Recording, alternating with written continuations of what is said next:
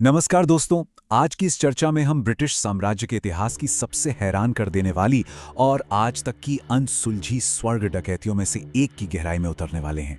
ये एक ऐसा किस्सा है जिसने उस वक्त न सिर्फ एक पूरी कॉलोनी को हिलाकर रख दिया था, बल्कि एक ऐसा रहस्य पीछे छोड़ दिया जो आज भी लोगों के दिमाग को चकरा देता है। अब इस अपराध की गंभीरता को समझने के लिए जरा इस बात पर गौर कीजिए। हम यहाँ कोई छोटी मोटी चोरी की बात नहीं कर रहे हैं। चुराए गए खजाने की कीमत अगर आज के हिसाब से देखें तो वो करोड़ों डॉलर्स की भारी भरकम संपत्ति के बराबर होगी। और इतनी बड़ी रकम का बिना किसी सुराख के हवा में गायब हो जाना, यही वो वजह है जिसने उन किंवदंतियों को जन्म दिया जो आज इतने सालों बाद भी कायम है।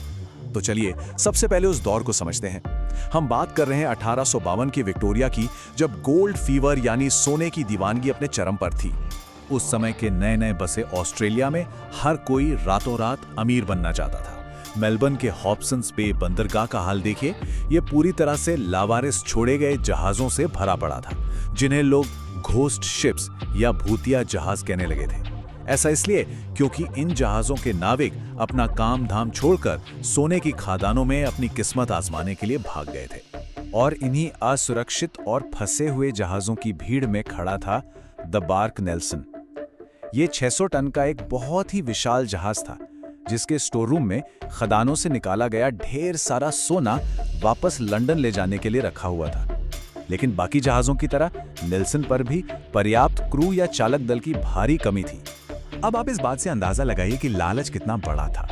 जहाज के अंदर करीब 8000 ट्रॉय ऑन्स सोना था, जिसकी कीमत उस वक्त लगभग 30,000 पाउंड थी। आसान भाषा में समझें तो ये एक आम कुशल मजदूर की पूरे 300 सालों की कमाई के बराबर था। सोचिए, इतना बड़ा खजाना और इसे बचाने वाला कोई नहीं। तो फिर होना क्या था? यहीं से शुरू होती है आधी रात की वो फिल्मी और खतरनाक डकैती। देखिए, इस चोरी की टाइमिंग बिल्कुल परफेक्ट थी।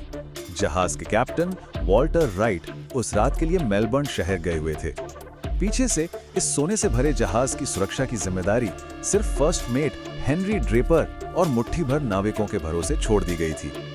ये तो बिल्कुल वही बात हुई कि किसी ने तिजोरी खुली छोड़ दी हो। चोरों ने इस हमले को बड़ी ही बेरहमी और सटीक तरीके से अंजाम दिया। उन्होंने किनारे से नावें चुराईं और अंधेरे का फायदा उठाकर सीधे नेल्सन पर धावा बोल दिया। क्रू को संभलने का मौका ही नहीं मिला। हाथापाई में एक गोली भी चली, जिससे फर्स्ट मेट ड्रेपर को मामूली चोट आई। इसके बाद उन लुटेरों ने भारी भरकम सोने के बक्से अपनी नावों में लादे और उस मुख्य बंदरगाह के बीचों बीच से अंधेरे में ऐसे गायब हुए जैसे कभी थे ही नहीं। इस दुस्साहसिक वारदात के बाद शुरू होती है एक ऐसी जांच जो आगे चलकर बहुत बड़े सवालों के घेरे में आने वाली थी। चोरी के बाद सरकार की भारी बदनामी हो रही थी। चारों तरफ हंगामा था और बड़े बड़े इनाम घोषित कर दिए गए थे। तभी पास के जिलोंग शहर से पुलिस को पहली कामयाबी मिली। वहां एक पब के मालिक ने कुछ लोगों की शिकायत की जो अचानक से पानी की तरह पैसा बहा रहे थे और बेहद महंगे कपड़े पहन रहे थे। जब उन्हें गिरफ्तार किया गया तो पता चला कि उनमें से कई पुराने मुजरिम थे। लेकिन कहानी में ट्विस्ट यहीं से आता है। इन पकड़े गए लोगों पर जो मुकदमा चला उसकी बुनियाद बहुत ही कमजोर थी। पूरा का पूरा केस फर्स्ट मेट ड्रेपर और एक अन्य अधिकारी की गवाही पर टिका था। उनका दावा था कि हाथापाई के दौरान जब लुटेरों के नकाब खिसके तो उन्होंने उनके चेहरे देख लिए थे। अब उस अंधेरे और आपाधापी में चेहरे सही सही पहचान लेना थोड़ा मुश्किल लगता है ना। इन्हीं कमजोर गवाहियों के आधार पर कुछ लोगों को कड़ी सजा सुना दी गई, पर सिस्टम की पोल तब खुली जब सजा पाने वालों में से एक को कुछ महीनों बाद चुपचाप रिहा कर दिया गया, क्योंकि उसने अपनी बेगुनाही का पक्का सबूत पेश कर दिया था। यानी ये बात एकदम साफ हो गई थी कि असली मास्टरमाइंड और वो करोड़ों का सोना दोनों पुलिस की पहुंच से कोसों दूर थे। तो आखिर वो विशाल खजाना गया कहां? आइए उन दिलचस्प थ्योरीज पर नजर डालते हैं जो इस रहस्य को सुलझाने की कोशिश करती हैं। क्योंकि वो सोना कभी बरामद नहीं हुआ और ना ही कभी किसी ने उसे खुलेआम खर्च किया, इसलिए इसके रहस्यमयी तरीके से गायब होने को लेकर 3 सबसे मशहूर किंवदंतियां बन गईं। चलिए इन्हें समझते हैं। पहली थ्योरी कहती है कि ये कोई आम चोरी थी ही नहीं। इसके पीछे मेलबर्न के किसी बेहद अमीर और रसूखदार व्यक्ति का दिमाग था। किसी ऐसे इंसान का जिसके पास गुंडे हायर करने के पैसे थे और जो उस सोने को चुपचाप पिघलाकर अपने लीगल बिजनेस में लगा सकता था, वो भी बिना किसी शक के दायरे में आए।